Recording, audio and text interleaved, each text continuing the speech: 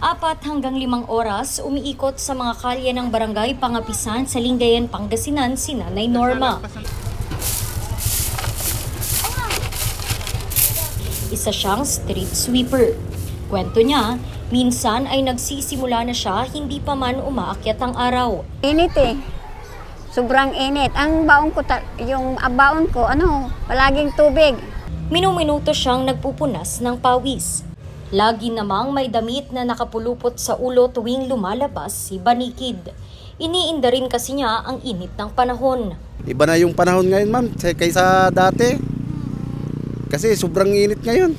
Paano yung pakiramdam, sir? Parang yung balat natin.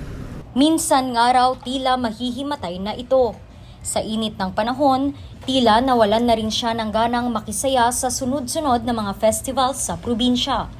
Ito ang pinagtutuunang pansin ngayon ni Pangasinan First Lady Ma Antuazon Vico na siyang namumuno sa Limgas na Pangasinan 2023.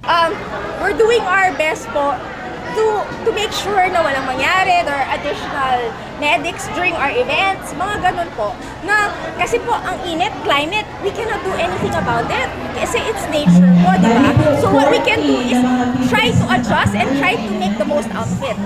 Noong nagdaang mga araw, hindi bumaba sa 40 degrees ang heat index na naitala sa Dagupan City, Pangasinan. Ang probinsya ng Pangasinan ngayon ang nangunguna sa buong bansa pagdating sa heat index.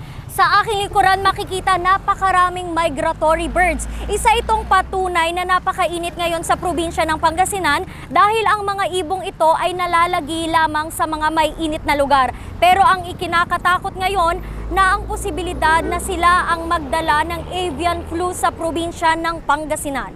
Noon lamang February 2 hanggang March 2, ipinatupad ni Pangasinan Governor Ramon Monmongico III ang total ban sa mga poultry products mula sa mga avian flu-affected provinces para mapigilan ang pagkalat nito sa Pangasinan.